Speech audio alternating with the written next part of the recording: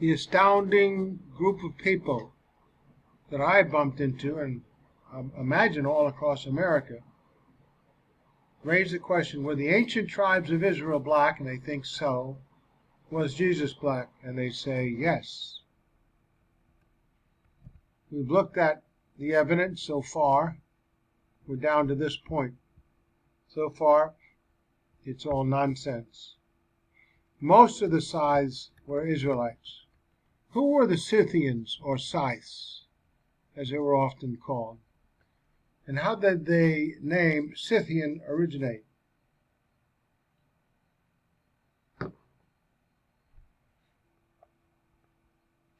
This was one of the names that the 10-tribed house of Israel bore in their captivity. The most likely derivation of this word is as follows. The word Scythian appears to be derived from the Hebrew word Succoth. We shall later see that the language of the Scythians, or Scythiac, was very similar to the Hebrew. Strong's Exhaustive Concordance defines this word as follows. Cukkouth, sook-kahthr, or Cukkoth, or Succoth, booths. Succoth, the name of a place in Egypt, and of 3 places in Palestine. So we have a history of the linguistic sources.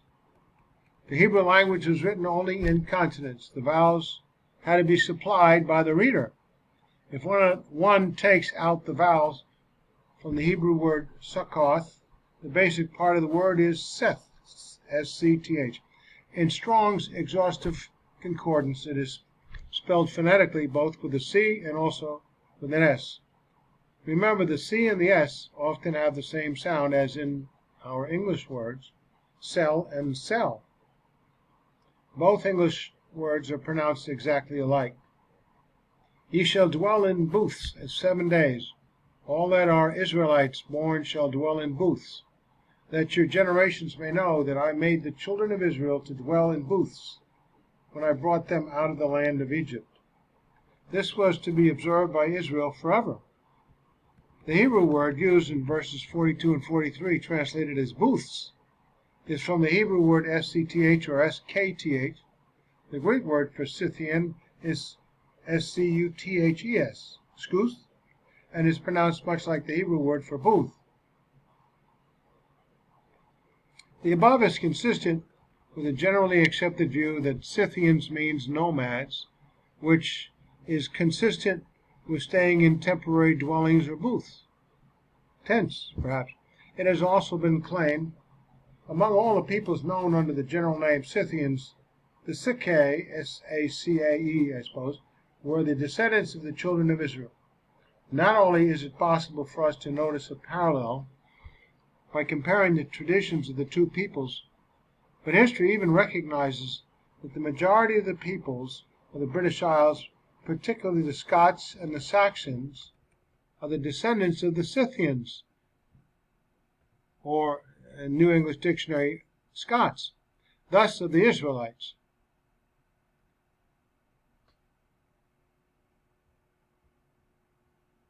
Moving on. That being said, there is academic controversy associated with the migrations of peoples. There are many unknowns about the Scythians and migrations of the tribes of Israel.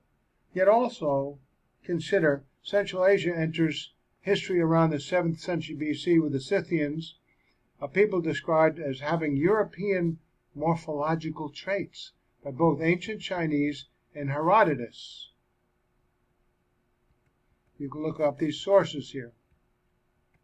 European morphological traits means that the Scythians look like Caucasian Europeans. In 2010, it was reported that when teams of geneticists, led by Professor Brian Sykes, took DNA samples in the Celtic regions of Britain, they discovered ancestries in the Caucasus, which lay within ancient Scythia and Mediterranean Europe.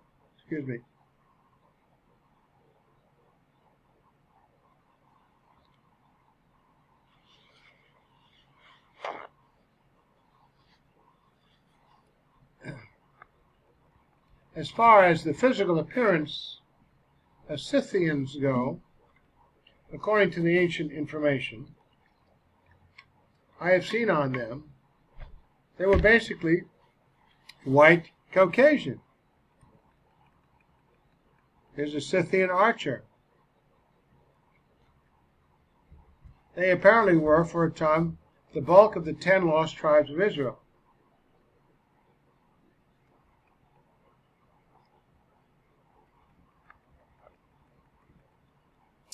Well, here's the title here. There really are Jews in Israel. Various people who claim that the Jews in the tiny nation of Israel are not ethnically Jews claim that a group from an area north of Turkey, just above Georgia, called the Khazars, converted to Judaism about 1,300 years ago, and that the descendants of these 8th century A.D. Khazars dominate the nation of Israel. Black Israelite adherents point to that to explain why most Israelites are not black.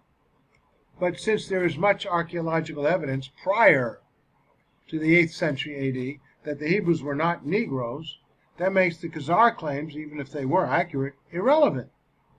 The black Israelites are clearly wrong about Judah being Negroes as they claim. Here's their magazine, or I think it's a magazine or article, and they list the 12 tribes. So I can blow this up, see if it means anything.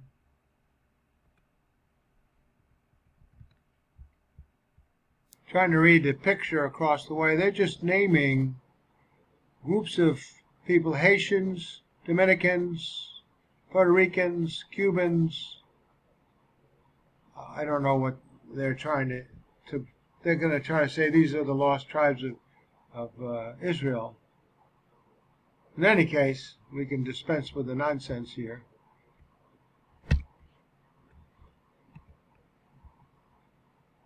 So this is a poster outlining the black Hebrew Israelite identifications of the 12 tribes of Israel with modern peoples of color. So the Bible teaches Jesus was a Jew.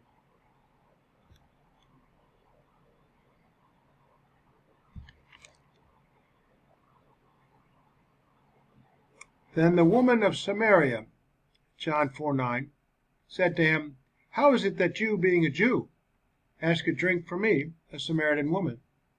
For Jews have no dealings with Samaritans."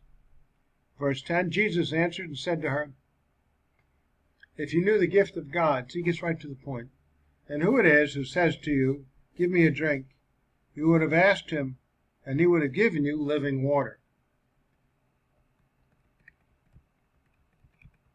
Also, the genealogy of Jesus is listed in both Matthew's and Luke's accounts. Teach that Jesus was a descendant of Judah, hence a Jew.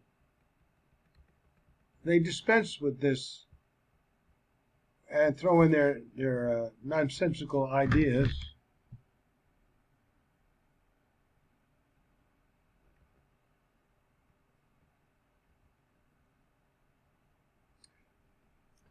Here is notice that Jesus passed through a crowd. Luke 4:14-30. And Jesus returned to Galilee in the power of the Spirit, and news about him spread through all the surrounding district. And he began teaching in their synagogues and was praised by all. And he came to Nazareth, where he had been brought up. And, as was his custom, he entered the synagogue on the Sabbath and stood up to read. And the book of the prophet Isaiah was handed to him, and he opened the book and found the place where it was written, "The Spirit of God is upon me, because he anointed me to preach the gospel to the poor. He has sent me to proclaim release to the captives and recovery of sight to the blind, to set free those who are oppressed, to proclaim the favorable year of the Lord." And then he closed the book and gave it back to the attendant and sat down, and the eyes of all in the synagogue were fixed on him. And he began to say to them, "Today," he waited, see how he paused, "today this scripture has been fulfilled in your hearing."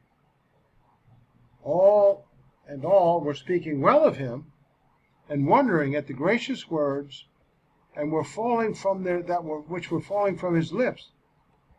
And they were saying, "Is this not Joseph's son?" Making a majestic claim, but they knew him personally. And he said to them, "No doubt you will quote this proverb to me, 'Physician, heal yourself.' Whatever we heard was done at Capernaum, do here in your hometown as well." And he said, "Truly I say to you, no prophet is welcome in his hometown." The familiarity of him to them, because he was their neighbor. But did they bother to check his words out, view his miracles, his wonderful prophecies, things that fulfilled Scripture as to who he was? But Jesus goes on to say, "But I say to you, in truth, there were many widows in Israel in the days of Elijah, when the sky was shut up for 3 years and 6 months, when a great famine came over all the land."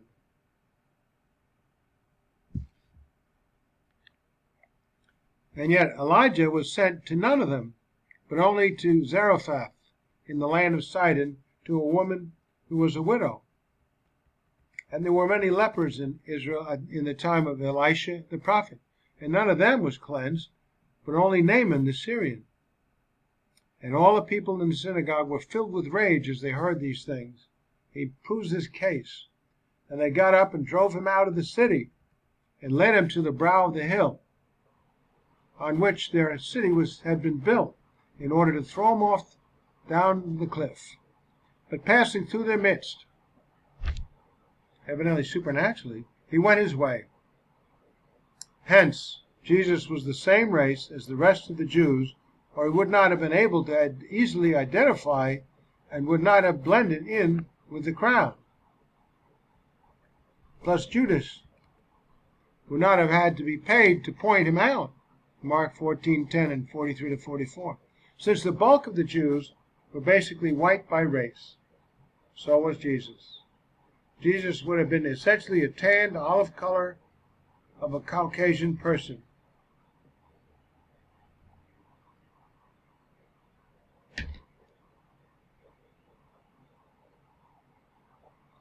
He likely had dark-colored hair. We have no original pictures of Jesus. All of the pictures we have are fantastical nonsense.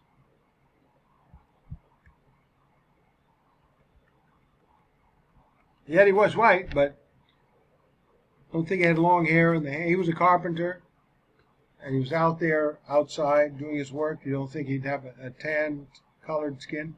Ephraim and Manasseh. Is Ephraim now represented by Puerto Rico and Manasseh by Cuba, as some black Hebrews claim, like that poster? No. Consider the following. Then Israel saw Joseph's sons and said, "Who are these?" Joseph said to his father, "They are my sons, whom God has given me in this place."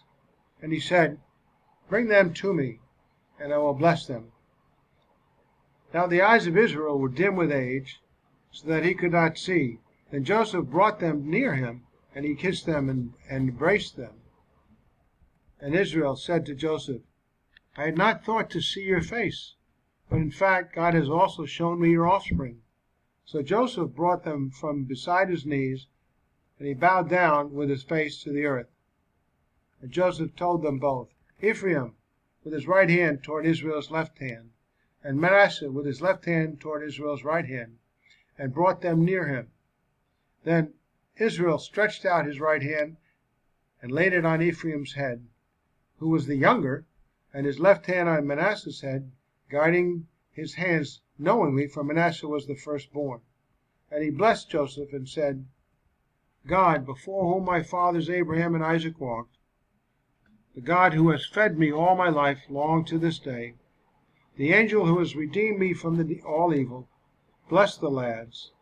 Let my name be named upon them, and the name of my fathers Abraham and Isaac, and let them grow into a multitude in the midst of the earth." Now when Joseph saw that his father laid his right hand on the head of Ephraim, it displeased him. So he took hold of his father's hands to remove it from Ephraim's head to Manasseh's head. And Joseph said to his father, "Not so, my father, for this one is the firstborn,